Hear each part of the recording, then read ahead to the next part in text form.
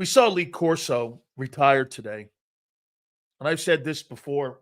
In my playing days, in my broadcasting days, which has now been 35 years, here are the names. Number one, if you had Keith Jackson call your name, Dan Sileo wanted to play, you sat around and go, Keith Jackson, did he call my play? Did he call my name? The next was Brent Musburger. You know how many games, I've been going back and forth. If you look at my X account, all the guys at Oklahoma, because Barry Switzer's a dear friend of mine, and he offered me a scholarship, and because my folks were on the East Coast, he let me out, and I decommitted, and I went to Miami instead. And when Musburger and Eric Parsegian called those Miami games, he would be on the Notre Dame calls. He was on the Oklahoma calls for us. I also had Charlie Jones call our national championship game on NBC. Bino was always great to us. He loved the Miami teams back then. Not many people did. And Lee Corso, obviously, important to what that studio show was, because Brent, in my opinion, was the first guy with studio shows with the NFL on CBS. But that game day on Saturdays on ESPN, it's pretty much the only show I get up at 6 o'clock in the morning and watch.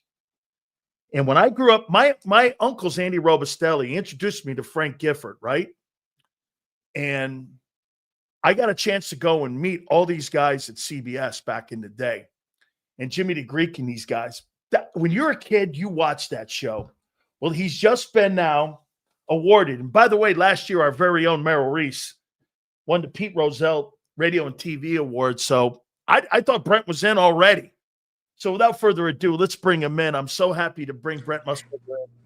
Brent, how you doing, my friend? Living the dream, Danny. Those were the days, the Miami Hurricanes. Wow. So many great games with them. Unbelievable. The old Orange Bowl. I tell people that it was Jimmy Johnson, Doug Flutie, Catholics versus the I go on and on. I mean, hey, can you imagine what the salary would have been for your great Hurricane teams if they'd have had what they have today? I was laughing last night. I knew I was coming on with you, and I was thinking that would have been the highest salary team of all time. How about this one? Think about those FSU and Oklahoma teams that we had during those times with the Boz, Dion, and with Michael Irvin, playmaker, what those guys would be worth today. I mean, I saw they spent a ton of money, Brent, on at Ohio State for that team. I said there's no way in the world that they could keep that together. And that brings me to this question. What do you make of Nil? You've covered so many great legendary games when it comes to college sports. What do you think of Nil?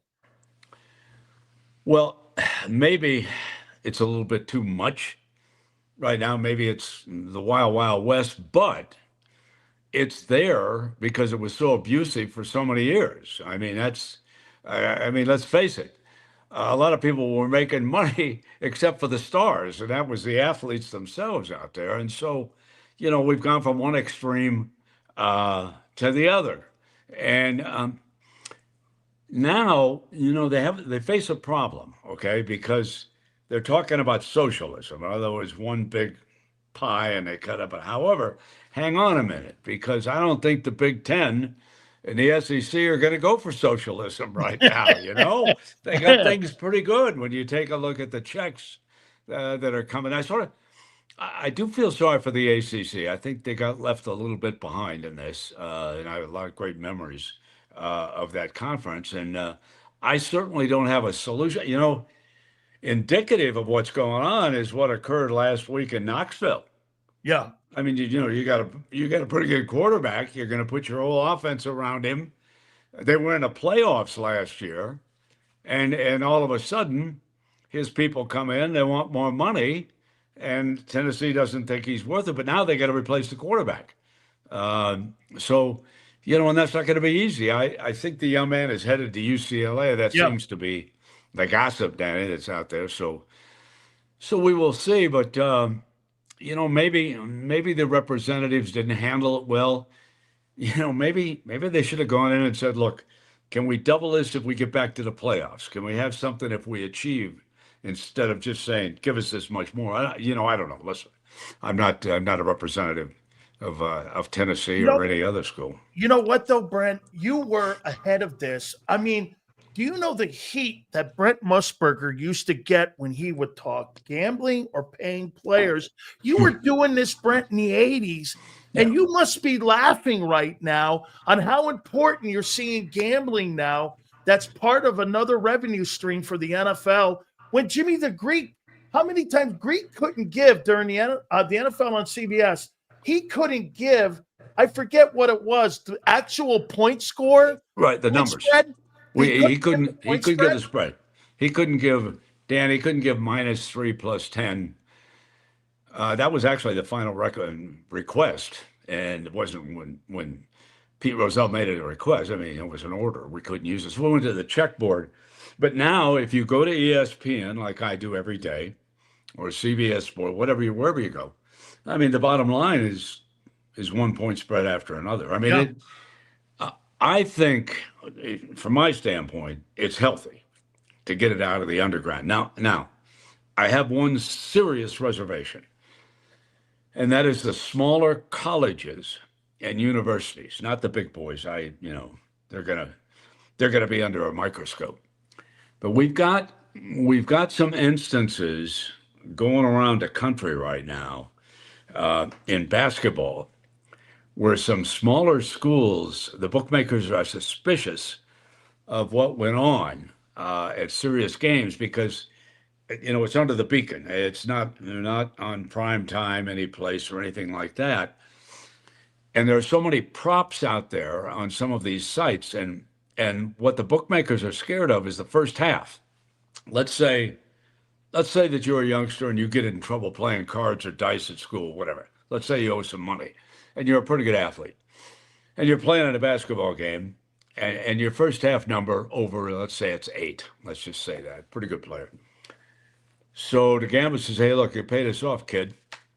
Make sure you score less than 8 in the first half, because what can then happen is in the second half, he can turn it loose and you can still win the game.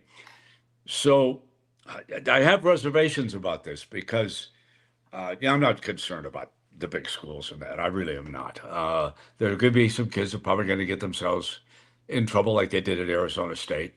And there was some point shaving that goes on. But the computers today, instantly, bookmakers in any part of the country know, hey, there's money shown, a lot of money shown on that game all of a sudden. Let's keep an eye on that. In other words, in the old days, you didn't know for maybe 24 hours. Now, with computers, instantaneously when money's pouring in on game now.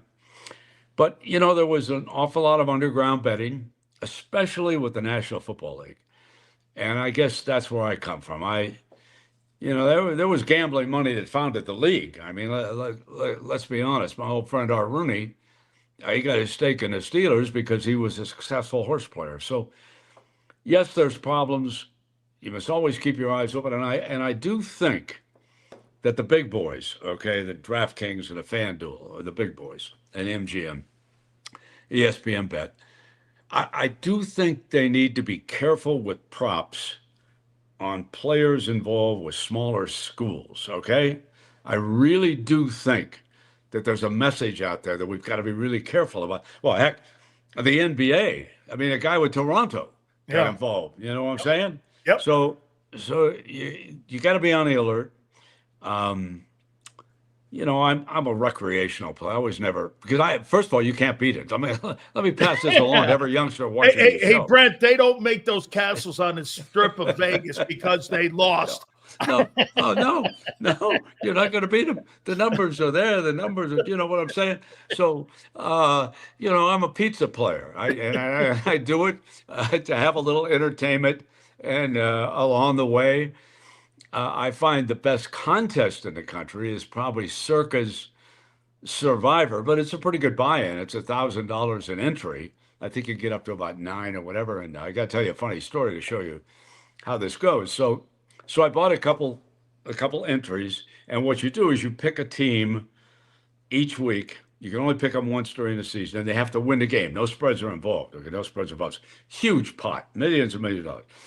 Week 1, I was flat convinced there was no way the Cincinnati Bengals could lose to the New England Patriots. How'd that go, folks? Not so good. You know what I'm saying? So, but I did at least, I had the second entry on another team. I don't remember, but that team won. So I've lost one entry. I go to week 2, and I'm a Raider guy, and I'm a season ticket holder. But I'm saying this is not a good Raider team. There is no way in the world that the Baltimore Ravens can lose this in week 2.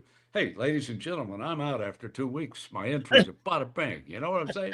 And I pay attention to this stuff. I pay attention every day. Like today, I'm reading Our Lad's draft guide. I'm interested in what's going to happen. I was looking at the Philadelphia Eagles in here, seeing what the heck, So, but you can't beat it. The numbers are too tough. Have fun with it, and only bet what you can afford to lose. It's a bad addiction. It's a bad addiction. Alcoholism is a bad addiction. Gambling's a bad addiction. So just be careful. Absolutely. I have to ask you. Sure. You've won so many awards. What does this award mean to you? The Pete Rozelle Radio TV Award. That again, and help me out, Brent, in the timeline here, because to me, I grew up with you when it came to the NFL on CBS, but I grew up with you as a player when you were calling the college football. Right.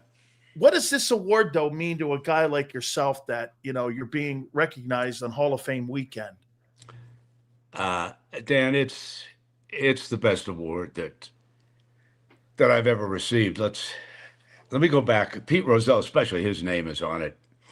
I started as a newspaper man in Chicago and first met Rozelle when he was a PR guy, okay, for the Los Angeles Rams. In those days, the PR men for every NFL team would travel into the city where the team was going. They'd get in about Tuesday or Wednesday, and they would take the writers out, okay? And they would fill them in on the team.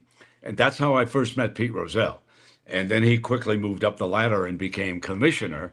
And he was commissioner when the NFL Today started. Now, let's be perfectly honest. I'm a kid from Chicago. I'd covered a few games, not of great merit for the CBS network along the way. But, back in those days, guys who were named Musburger, they changed their last name. You know what I mean? So anyway, here I was. So, okay.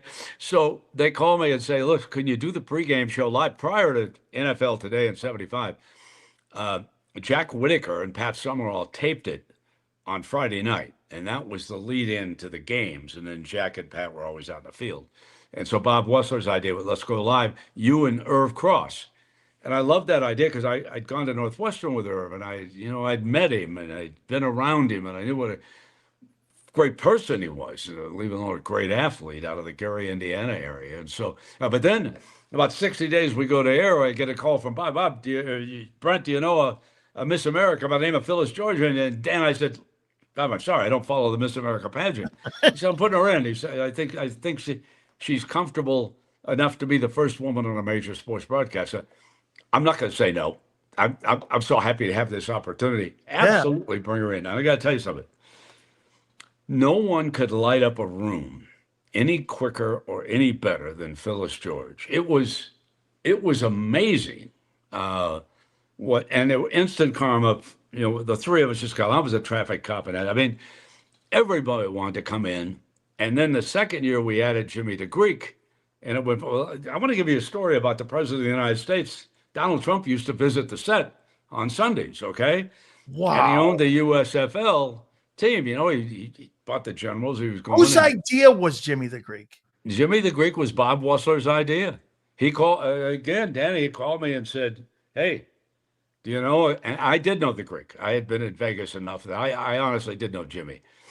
And but it was Wessler's idea, the whole thing, the NFL Today, and everything, the participants in that, and but I want to tell one quick anecdote about the president, because we go out he take us out to dinner. He was a charming guy, very gracious, loved football, but the NFL had not let him in, and so he was in the USFL, and he wanted the USFL to be greater than the NFL. That was his goal. Donald always thinks huge, okay? That's what Yeah. he thinks. Okay. So he would say to us, I'm going in the fall, I'm going head to head. We tried to tell him, Donald, listen, there's no TV contracts. We can't leave the NFL to do the USFL. But and even today I smile and laugh when I watch what he's doing. He was not a good listener, okay? I think that's carried over, Brent. Yeah, he's got great ideas to go. But anyway, everybody would come at me. I met everybody from Hollywood came in to meet Phyllis, all the actors and actresses and everybody. So it was just a great time. And so Really, I'm honored to get this award. that's really awesome. Somebody asked us here to ask you a question here. Sure. Who was your favorite broadcast partner? Well, listen, the fella that I had so many great memories with. Now, listen, I don't want to I loved everybody. I loved everybody, all those people. But no one could equal Dick Vermeil in preparation and getting ready for games and teaching me about football. And even now, listen, Dan, I was just getting dressed out here in Montana, I don't know, 2 weeks ago, and my phone says NFL Hall of Fame. And I said, what's that about? Hello, Brent, it's Coach Vermeil. I said, Coach, you're not calling me on your regular phone. No, Wow. Congratulations. And I said, I know what he's talking about. And he says, you've been named the winner of the Pete Rozelle Award. He was in the president's office again. Oh my God, And that's so awesome. It was awesome. I mean, Dick Vermeil is one of the great people of all time. Okay, I covered him as a coach. Okay, I was around him as a broadcaster. A great family man, great friend. There's nobody I respect more than Dick Vermeil. He's just a wonderful, wonderful guy. What was the most difficult sport to cover? Water polo. And I looked at, by the way, just so people know how crazy this is for Brent, I found out that he was at one time an umpire. Okay. And so Brent was an umpire back in his early days of life. And so covering water polo, just covered water polo all the way to college basketball, college football. I mean, water polo would probably mean because you had to get the names right. Yeah, no. And in those days, I did a water polo international, and we didn't have cameras underwater then. It hadn't been developed. Now think about what that is. You're just watching a bunch of heads bob up and down, and the ball get thrown back and forth. So that was the toughest. You mentioned umpiring, so I'm gonna tell you. I'm gonna tell you the truth. I got kicked out of Northwestern for a year for operating a car as a freshman illegally. I got a car as a graduation president from Shattuck Prep School in Minnesota. And I wasn't going to be without that car, but freshmen could not have cars in Evanston. And of course, Brent did. I probably Does could Christine have Brennan know this? because I probably could have gotten away with this, except I didn't pay my parking tickets. And so the cops ratted me out. So I'll never forget the dean of students when I went in, and they told me I was out for a year. And he said, Brent, I was in the Marine Corps. And I'd like to recommend it. And I'm thinking, you got to be kidding me right now. I mean, I just got out of a military school. The last thing I want to do is go to boot camp someplace. So my father said, my father had been a referee in high school back in Montana. He said, Brent, you don't want to come back to Montana this winter. He said, why don't you go down to Daytona Beach and go to Al Summers umpiring school? So I did. I loved every minute of it. It was the year the Daytona 500 track opened, which was right next to where we trained as umpires. And so they came in and hired us as ticket takers that first year. And I'd never seen so much cash in my life. People lined up from Alabama all night long to come in and see the first Daytona 500. And then we would fill the gunny sack with cash. They paid $3 a car and $1 a head. And they said, listen, we've got to get people into the infield. Don't bother to check the trunks. We know they're smuggling people in, but never mind, never mind. Just get them in. So you'd fill the gunny sack and you go into Mrs. France's office and you dump the sack on the table. Thousands and thousands, hundreds of thousands by the time of the day. So it was unbelievable going out. So I worked the Midwest League, and I was the youngest umpire there. And my favorite was Tim McCarver, came out of Memphis. Notre Dame thought they had him. He was a heck of a running back in high school. But he decided to take the money with the Cardinals, and so he was sent to Keokuk, Iowa. That was his first team, and I was the plate umpire the night that Tim McCarver broke in. And the one thing that the plate umpire doesn't want a catcher to do is to turn around on him. Right. You can talk to him. Hey, he said, that was pretty good. Now, you can't be missing that. Throw it back to the pitcher because the crowd doesn't know that conversation that's going on, okay? But McCarver, he jumped around on me at least twice in the first 3 innings, at least, okay? And the manager's name was Frank Kalo. Mrs. Kalo, she was sitting back there behind me. Musburger, get a lunch bucket and get a job. I mean, I could still do that. Shoom, over my head. Oh, my So God. I finally go out and I sweep the plate off and I say, listen, young man, I know you're pretty ballyhooed and all of that, but let me tell you something. You turn around on me once more, and I'm gonna kick your ass out of here. I don't care what you say, but you look at the pitch, and you got it, Timmy. We became really good friends after that. He never forgot the day, but yeah, that was Tim McCarver's debut. I love that. Brent, let me ask you this one Sure. here. How important was it? We get Angelo Cataldi on here, and when I first started in the business, it seemed that a lot of people came from the print business and came from journalism and were paper guys. How important was it for you to be a journalist in Chicago, and how much of an impact did that have on you and your broadcasting and how you presented the facts and because again, it's all about presentation. We know that, but you always seem to balance the facts and also the presentation because that's important to get viewers. But how important was that journalistic background for you? Dan, it was critical, absolutely critical. It taught me how to go get a story, Chicago's Americans, where I started, and was a columnist and a baseball writer, and I became a football writer.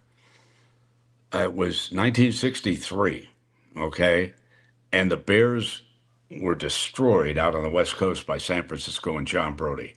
They hung a 50 on them. And there was an incident involving the beat writer and George Hallis and somebody else on the team apparently coming back home. And on Tuesday, when practice resumed, the Bears practiced and played in Wrigley Field. The editor came to me and said, Brent, you're covering the Bears for the rest of the season. I said, excuse me? He said, yes. Go to Wrigley Field. George Hallis wants to meet you. Okay. They ran the field for the first base dugout to the left field fence. That's where they were practicing. Bill Wade was a quarterback. George Allen was a defensive coordinator. And I owe a lot to George and Bill George, the middle linebacker. They taught me a lot about defensive football. So I go in there. There's Mr. Hallis, the fedora, suit, tie, standing on the sideline, go introduce myself. Dan, I'll never forget this. I'm standing there, and I'm a Montanan, so I recognize gunfire when I hear it, okay? So I kind of turn around, and I look up in the rafters in Wrigley Field in left center field, and there's this big guy up there, big guy with, BB gun, and he's hunting pigeons. And I said, Mr. Hallis, what's that? Oh, Brent, that's Doug Atkins. He's one of our defensive linemen, and he's got a knee injury. So we don't have him practice, but we do want him to come to practice. So I let him hunt the pigeons.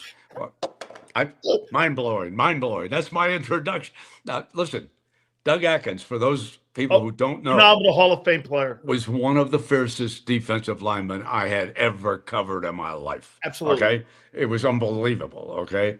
But that was my introduction. So those are stories that I went to get. And I guess if there's one thing, and baseball in particular, it's become such a game of numbers. And I like the people. You know, like the reason why my life was so great was the people I was around. I mean, the athletes, yourself, and Andy Robustelli. I came a little bit after that. Muhammad Ali, I was around him in Chicago. I mean, those are the people who, and I will tell you that I think 50% of our audience, especially females, still like the stories of the Yeah. people and not how high the home run was hit, No. how many millimeters it went outside the wall, and how fast every pitch. I honestly think I still enjoy the people and So the stories. So, Brent, you like the see me? I miss the storytellers. yeah, I think that was key anyway. So that's how it all came about. How about this one here? A couple last ones here for you, Brent. Sure. For you, what was the most of all the events that you've covered?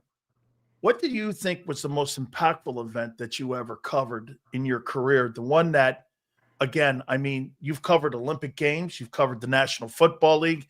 You were around when Horning ended up, along with Karras, got suspended because of gambling. You've been around, you've seen it. You've seen the Ali protesting the war. What one event, though, in your career do you go, that will always be something I remember that was one of the most significant moments in my career? Super Bowl III. I Huh. was a newspaper man and a radio broadcaster at WBBM, owned by CBS, back in Chicago. Everybody has seen the picture. Joe Namath in the lounge chair, a lady asking for an autograph, and there are 6 media people around him, and I'm on that left-hand corner over there. It's the only picture that I ever ask an athlete for an autograph because Joe lived in Jupiter, Florida, where I lived for a while. But there were many people in the National Football League and connected with the National Football League who didn't think the AFL was anywhere near its equal or should be merging with them. Now let's think about Las Vegas. 18-point spread, okay? An 18-point spread. Unheard of. The Colts, 18, okay? And here is Joe Namath out there at poolside guaranteeing to us that he was going to win that game with the New York Jets. That game is what really ushered in the merger and catapulted the AFL up there with the then NFC. And my press pass allowed me into the photo booth. I was upstairs, and guess who was next to me? None other than the great one himself, Howard Cosell. I'll tell you, Brent, the Colts are choking. This is unbelievable. Joe Willie Namath is one of the great quarterbacks of our lifetime. My ear still rings from I got the play-by-play. I got the entire broadcast from when Howard Cosell became good friends, actually, with Howard through the years. But he was on the money. I mean, Joe Namath, if you just look at the numbers that the quarterbacks have achieved who are in the Hall of Fame, Namath's not up there with the leaders through the years, but he did more to bring about the merger with that victory than anybody else. It was a legendary moment in American sports history. Don't you think he brought in and ushered in sports broadcasting too in that game? Don't you think that game Absolutely had so much and resonated sports broadcasting because Absolutely. everyone wanted to be a part of that? No question. And well, here we are still talking about it today. Yeah, right. No question. I mean, and Joe Willie named Broadway Joe. I mean, he was in the right city at the right time. Okay, that also that was the media hub. Okay, that's when those big newspapers, they were so important. The New York Times and the New York Post, and I became buddies with all the Dave Anderson at the Times.